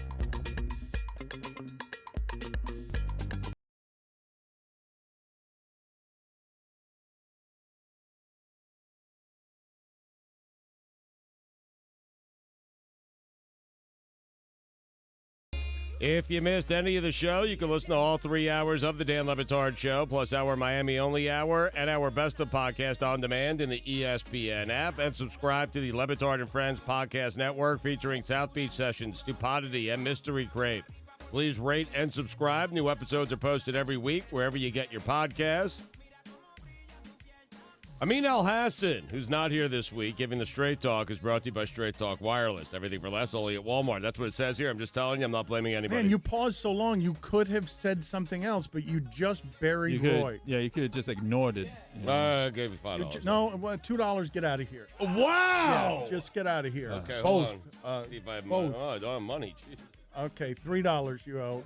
Get out of here. Go to the penalty box. Monday, I owe you. See ya. Mike Ryan is in Los Angeles. This is the laziest show that he's ever done. He is doing what? What are you doing? What are you doing, Mike? Do you have a clip?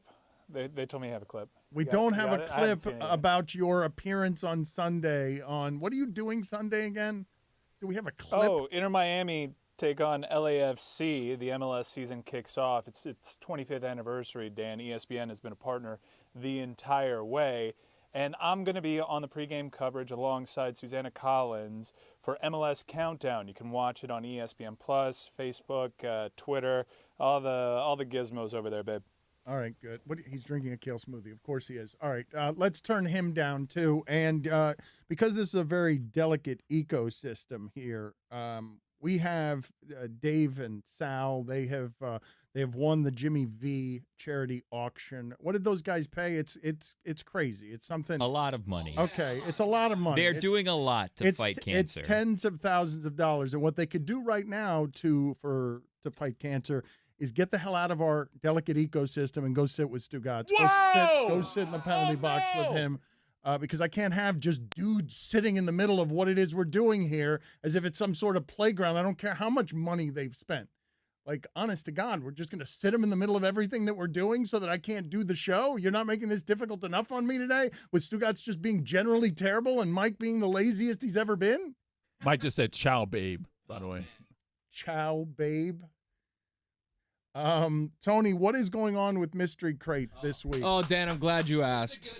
The shipping container tried to fix the dunk contest, and we did so by doing some investigative journalism and finding the guy who is the NBA dunk coach of the Superstars.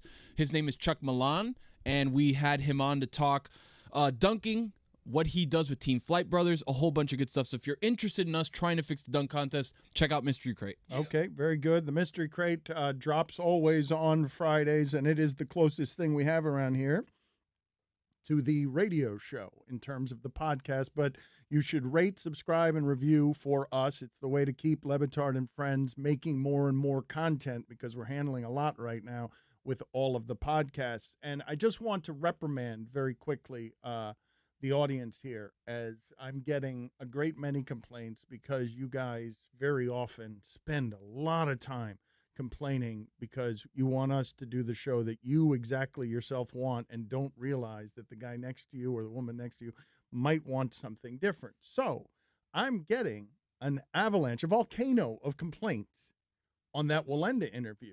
And I'm like, what the bleep do you people want? Like, honest, like, where is your standard? Honestly, like, I'm dead serious. Like, I want to just nuclear bomb my mentions and what's happening here. You people who don't like that interview, you need to jump into a volcano. All of you need to jump into a volcano. Wow. Because what do I have to put in front of you except a guy who's walking a tight wire over a volcano who's lost several family members doing this ridiculous thing?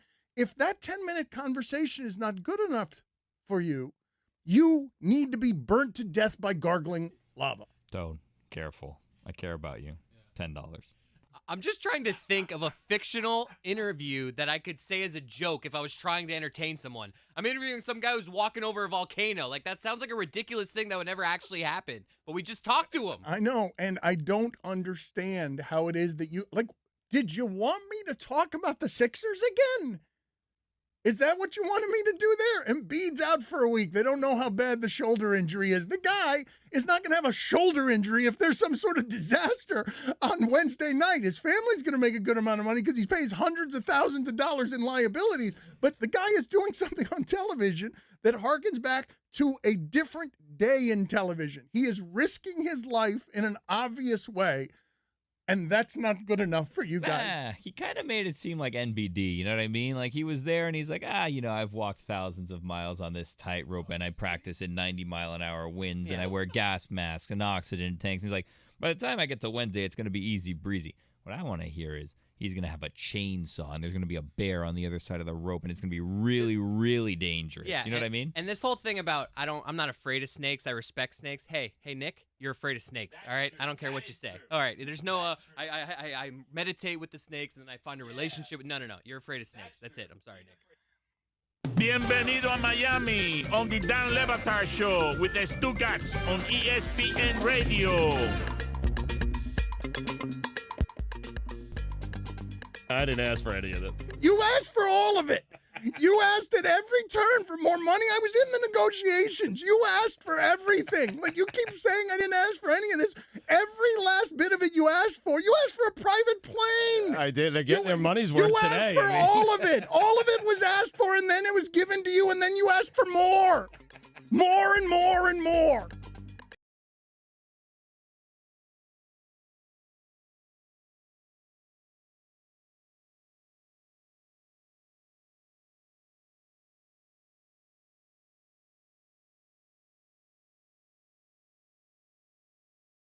Insurance, all guests on the Dan Le Batard Show appear via the Shell Pennzoil Performance Line. Here's your Sports Center update.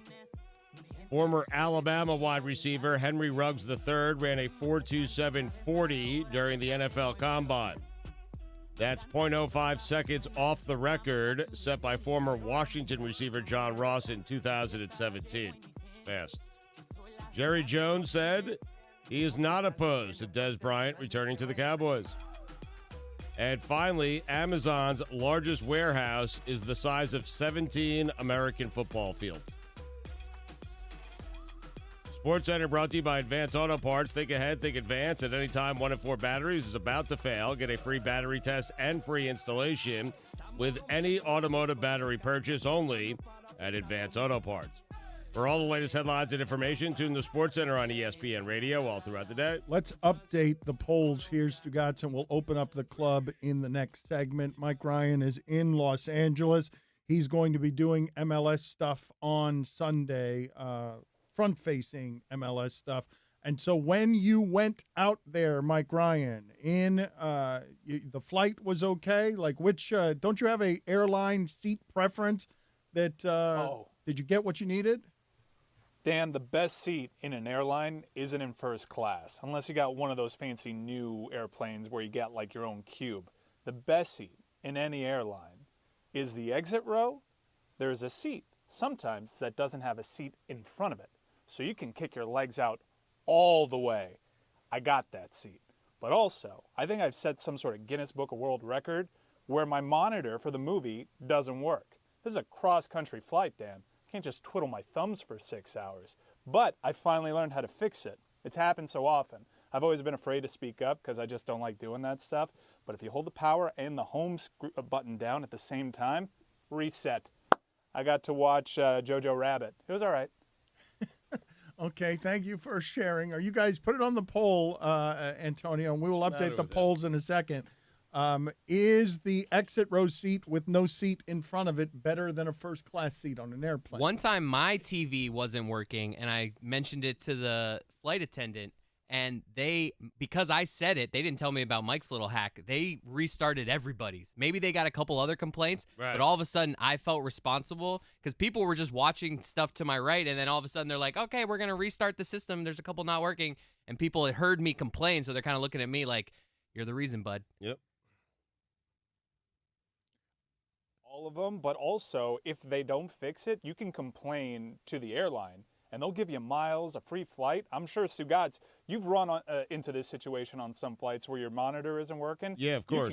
You can take them to the cleaners. And I get all have sorts of taken them free to the stuff. cleaners. Yeah. Sometimes it's working, and I still tell them it doesn't work, and I still take them to the cleaners. Listen, Mike, you were right. You figured out the strategy on airlines, especially a cross-country flight. If you complain for 5 hours, you will get like the next 5 flights for free. It's amazing. It really is. They complain about everything. Yeah. I was a hero to my row, too, because in the exit row, you're supposed to get like unlimited drinks. And the first server came by, gave everybody free drinks. Yeah. The second one, I guess, didn't notice that we were in an exit row and started charging people for vodkas. And I was like, hello, wait a second. She had to give everybody refunds. So she wasn't a fan of mine, but man, did I make some If friends. you took a straw poll, I don't think that hero would be what everybody voted for on that. Oh, I was a hero. I was a hero. I couldn't high-five anybody because of Corona, but they showed their support. All right. Happy 21st birthday. Happy 21st birthday to Luka Doncic. Happy birthday to him. I don't care. Good luck. The Beluga Whale. Mike, did you have something there or no? Yeah. Have you seen how many triple-doubles he's had before turning 21? He just turned 21. 21 triple-doubles before turning 21. I think the next closest is like 7 by Magic Johnson. We need to start talking about him like he's the best player in the NBA. I know Giannis is probably going to go far into the playoffs, and he might win a second MVP, but Luka's coming for it, and he's going to change like our perception of what an elite basketball superstar is because for the life of me, I can't figure it out. He's not athletic enough. It's nuts. It's nuts. I did not have, when you saw basketball changing the way it's changed, where Joel Embiid is roaming around the three-point line and Giannis is bringing the ball up the court when at any other point in NBA history that somebody would have stuck him in the post and demanded that he be a back-to-the-basket player, and only that. To have Luka Doncic, someone who looks like Luka Doncic, which is not that big, is he really fitter than everyone else? White, international, and no one can stop the dude. It's totally impossible to stop him. That is not how I had the sport evolving. And you guys are going to arguably the best arena crowd of the NBA season. Today you're going with the V Foundation auction winners. Mm-hmm. All the Slovenians have come into town for Goran Dragic versus Luka Doncic. I don't know if you remember their matchup last year, but it was crazy. It is nuts. It is so much more fun than, I mean, Miami's pretty fun, okay? Miami's pretty good in general, even without the Slovenians. But they're nuts. They are totally nuts. They come in and they bombard. Slovenians, really? Yeah, they turn it into like it feels like one of these international soccer matches where people have been drinking for 6 weeks. Really? They get there early? I mean, I hope they get there by the third quarter, or else I won't see them. They are loud. They are loud and they are crazy. We got to update some things here. We made some mistakes. We got to update the polls at Le Batard Show. And, Billy, what were the mistakes we made earlier in the show that need cleaning up? So when we played that sound of James Harden where he was saying that he thinks he has more assists, and we're like, does he have more assists than Giannis? He was talking about Kemba Walker. So let the record show James Harden was talking about Kemba Walker's assist numbers because record. Giannis picked Harden instead of Giannis picked Kemba Walker instead of Harden. Also, when I was joking that I wanted to have a ride called The Line, apparently South Park had that in an episode, but we don't need to worry about that. Oh, is that all what caught happened? Up. Okay, we're all caught up on the cleanup. Man. So wait a minute. People are accusing you of stealing something from South Park? Some people have. Other people are like, wow, that's a really good idea. And I'm like, yeah, It is. Someone else apparently had it also. Just And they're ignore more- them, Bill.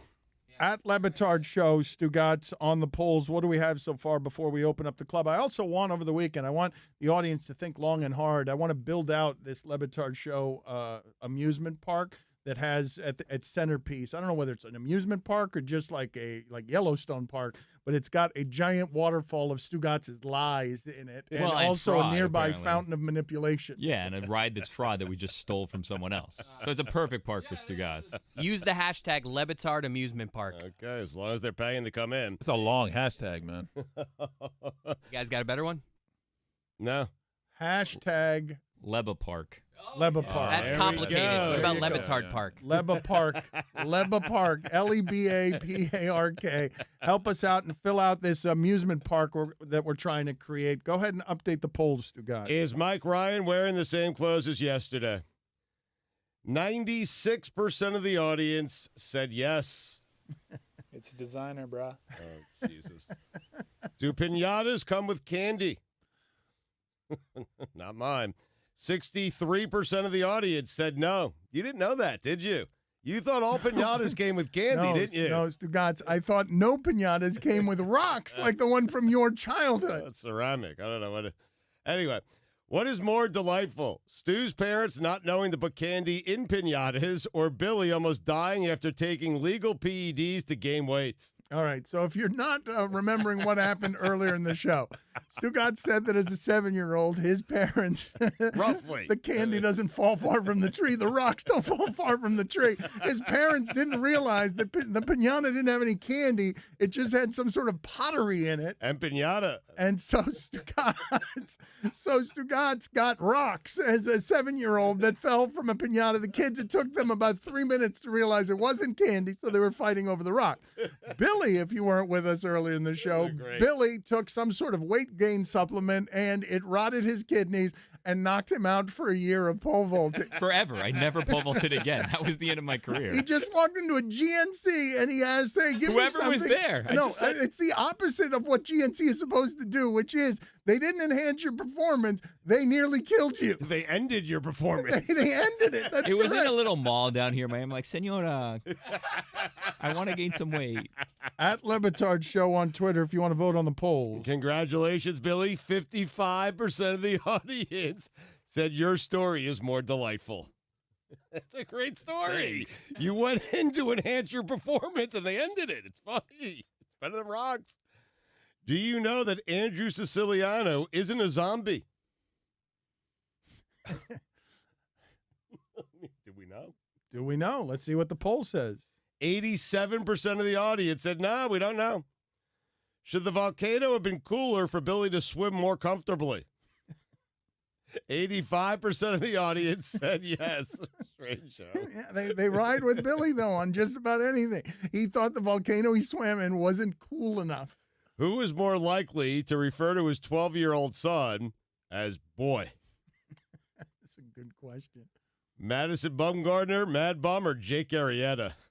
83% of the audience said Bumgarner. All right, we're going to open up the club here next and get to the rest of the polls, whatever's remaining. This show ain't free. Time for some ads. Let's say in a couple of weekends you got something you got to dress up for. You do not have the clothes you need. You don't want to go to a department store or a mall. The Black Tux, they'll make it really easy. They will make the lazy and inefficient among you. They will make you look pretty. Tell them, God. Yep, the Black Tux delivers and believes every groom deserves a better experience when it comes to finding formal wear or pseudo tuxedo for their big day, and they deliver. They deliver a better experience. They do. We've all used them here on the show. We love them. We swear by them. You don't have to leave your couch. You don't have to go try it on, do the fitting, go back, pick it up. Nope. Do it all from the comfort of your couch. Did you know that the Black Tux was actually started by two guys who had one of the worst tuxedo fittings you could imagine? It turns out they aren't alone in this frustration. Just listen to these one-star reviews from competitor tux shops that shall not be named. Go elsewhere. This place is pretty terrible, unless you're dressing like your grandpa for Halloween. We felt weird buying a suit from somebody so unhappy. We were afraid his bad vibes might follow us to our wedding day, so we left. Whether you are buying your outfit or looking to rent, you won't find a formal wear experience or designs like the ones you'll find at the Black Tux. If you want your wedding to be remembered for the right reasons, order your suit or tuxedo at theblacktux.com and enjoy 10% off with code Dan. That's theblacktux.com, code Dan. 305 Till I Die on the Dan Le Batard Show with the Stugotz on ESPN Radio. You put like what's his name? The guy. I'm drawing a blank right now.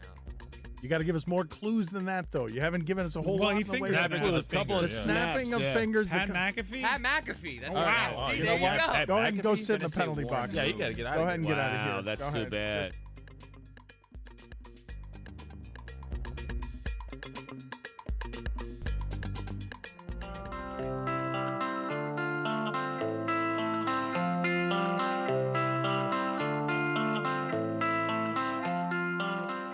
Today on ESPN Daily, the Toronto Raptors are better than anyone expected. But can they actually contend in the playoffs? That's ESPN's Daily with Mina Khan, presented by ADT. Download, subscribe, and review ESPN Daily. It's terrific. You can get it wherever you enjoy your podcast. Because Stugotz is always blowtorching me with takes during the break, singeing the side of my face, he just got done muttering. We're about 60 games into the NBA season. I can't believe how good the Thunder have been. Jesus! Like he spit it at his computer because Chris Paul has been a nemesis for a long time. He loves ripping Chris Paul, even though Chris Paul, and this is the truth, Stugotz, has more clutch points this season, last 5 minutes of a game, than anybody in the sport. He is carrying everything about that team, a contract the Rockets could not get rid of this offseason. I mean, Jesus! Stugotz is looking so bad here. What do you want to tell people about the Thunder? Because nobody's going to buy in on what the Thunder are doing. They're basically just three contenders this They've year. won 5 straight. I believe since January 1st, they have the second best record in the NBA, which is just insane. And you're right about how great Chris Paul has been in crunch time. He has been as good, if not better, than anyone in the NBA. I just can't believe that team with Chris Paul, with all the turnover that they've had on that team, they continue to be good. They're 37-22 in the West. Chris Paul is good, Stugotz. I know. Do you, though? Because you're always telling us he's not that good. No, what I object to is people like Stephen A. Smith saying he's a top 5 point guard of all time. That he is not. He's good. He is not great. That's what I object to. Mike Ryan's face from Los Angeles is feeling tremors. What, Mike? Top 5 probably, right? Top 5. Top 5 probably. You know what? No, Maybe. No. John Stockton, Steve Nash. Listen, you can't be top 5 anything if you've never won a ring. Never even been. Listen, he didn't get to a conference final until he teamed up with James Harden. You cannot be a top 5 anything if you've never won a championship. You can't. I guarantee you, your top 5 point guards feature at least 2 that haven't won a ring. Magic Johnson.